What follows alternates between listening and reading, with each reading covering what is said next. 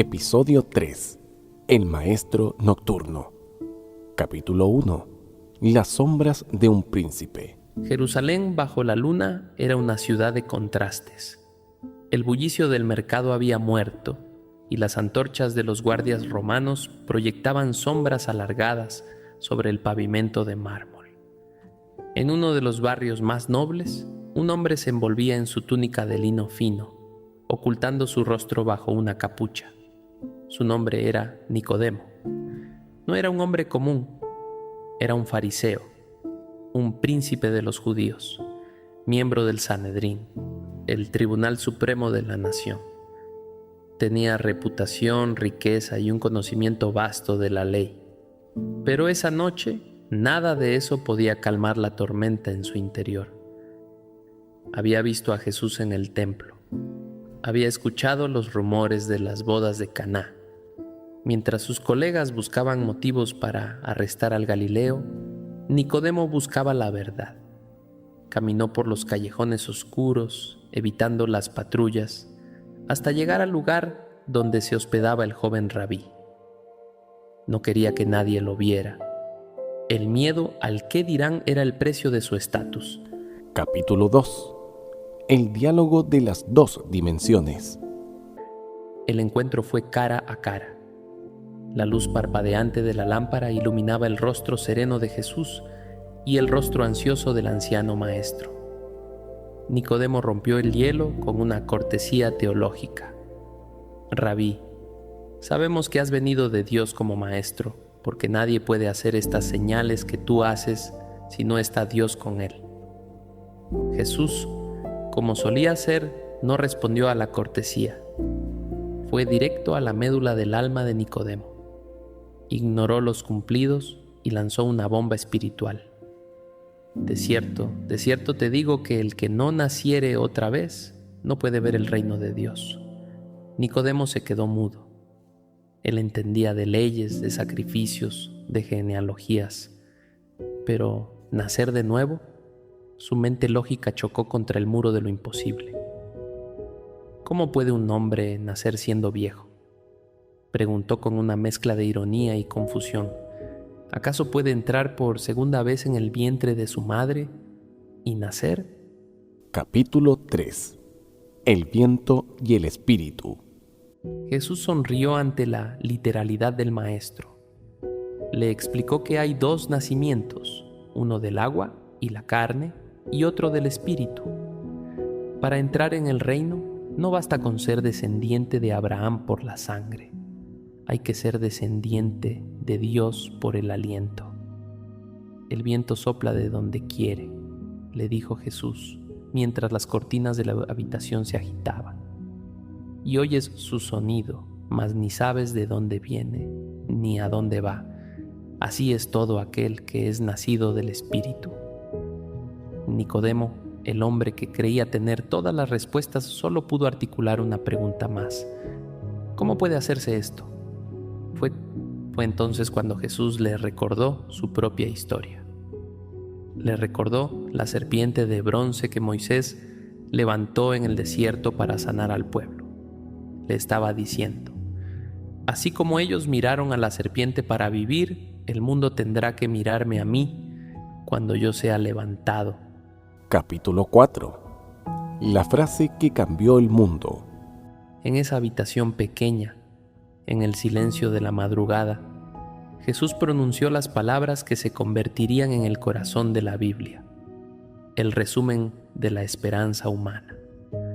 Porque de tal manera amó Dios al mundo que ha dado a su Hijo unigénito, para que todo aquel que en Él cree no se pierda, mas tenga vida eterna. No fue un decreto de juicio, fue una carta de amor escrita con la urgencia de la eternidad. Dios no envió a su Hijo para condenar al mundo, sino para que el mundo fuera salvo por medio de él. Pero la luz, continuó Jesús, ha venido al mundo, y los hombres amaron más las tinieblas que la luz, porque sus obras eran malas. Nicodemo escuchaba, y quizás en ese momento comprendió por qué había venido de noche. Él era parte de los que preferían la sombra, pero la luz de Cristo ya estaba empezando a disipar la oscuridad de su corazón. Capítulo 5. El crecimiento y el desvanecimiento. El video no termina con Nicodemo. Se traslada nuevamente al Jordán, donde Juan el Bautista seguía bautizando. Algunos de sus discípulos, celosos, le dijeron que aquel a quien él dio testimonio ahora tenía más seguidores. La respuesta de Juan es el ejemplo supremo de humildad para todo aquel que sirve a Dios. No hubo envidia, solo una alegría completa. Es necesario que él crezca, dijo el Bautista con voz firme, pero que yo mengue. Juan sabía que su tiempo de ser la voz principal estaba terminando. El esposo ya estaba aquí, y el amigo del esposo solo podía alegrarse al oír su voz. El episodio 3 cierra con esta transición. El antiguo pacto cediendo paso al nuevo, la ley de Nicodemo rindiéndose ante la gracia y el testigo preparándose para dejar el escenario al verbo. Capítulo 6. El laberinto del Sanedrín. Para entender el riesgo que corría Nicodemo esa noche, debemos entrar en los pasillos del poder. El Sanedrín no era solo un consejo religioso, era el corazón político de una nación bajo ocupación romana. 71 hombres decidían el destino de Israel, y entre ellos las facciones ardían como brasas. Por un lado, los saduceos, aristócratas que colaboraban con Roma. Por otro, los fariseos, fervientes defensores de la pureza ritual. Nicodemo caminaba sobre una cuerda floja. Si sus colegas descubrían su visita nocturna, no solo perdería su prestigio, sería acusado de traición a las tradiciones de los padres. Imagina las reuniones secretas en las cámaras del templo, donde se discutía con desprecio sobre el Galileo. ¿Puede salir algo bueno de Nazaret?, susurraban. Nicodemo escuchaba estas burlas y callaba, guardando en su pecho el secreto de que aquel carpintero hablaba con una autoridad que ninguno de sus maestros había alcanzado jamás. Esta tensión entre la seguridad del mundo y la verdad de Dios es la que hace que su figura sea tan humana y tan cercana a nosotros hoy. Capítulo 7. La anatomía del espíritu. ¿Cómo puede hacerse esto?, había preguntado Nicodemo. Esa pregunta sigue resonando en los buscadores de cada siglo. Jesús utiliza la analogía del viento no solo por su misterio, sino por su potencia.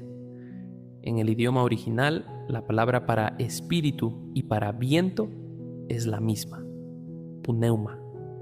Jesús le estaba diciendo al anciano maestro que la vida con Dios no es un conjunto de reglas estáticas, sino una fuerza dinámica. Ser nacido del Espíritu es como ser una vela desplegada en alta mar.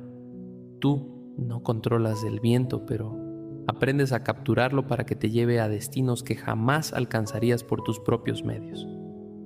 Es dejar atrás el control legalista del hacer para entrar en el descanso del ser, hijo de Dios.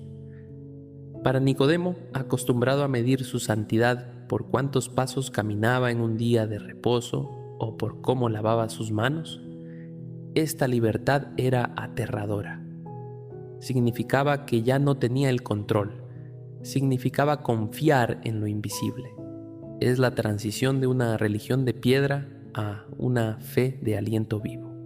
Capítulo 8. El último grito del río. Mientras la conversación en Jerusalén terminaba con el amanecer, a kilómetros de allí, en Enón, cerca de Salim, el escenario estaba cambiando. Juan el Bautista seguía allí, donde el agua era profunda, pero sus discípulos estaban inquietos. Había una disputa sobre la purificación, había celos. «Maestro», le dijeron, «aquel que estaba contigo al otro lado del Jordán, mira, ahora bautiza y todos van a él». Es el momento de la gran prueba para el ego humano. Pero Juan, con la humildad de los que han visto la gloria de Dios, pronunció su sentencia final. Un hombre no puede recibir nada si no le fuere dado del cielo. Juan se comparó a sí mismo no con el protagonista, sino con el amigo del esposo, el que está a pie escuchando y se goza grandemente de la voz del esposo. Su alegría no dependía de su popularidad, sino de la fidelidad de su misión. Con estas palabras, Juan cerraba el ciclo de los profetas antiguos para dar paso al reino. El sol del amanecer en Jerusalén iluminaba a Jesús, mientras que la sombra de la tarde en el Jordán comenzaba a envolver dulcemente a Juan. La antorcha había sido entregada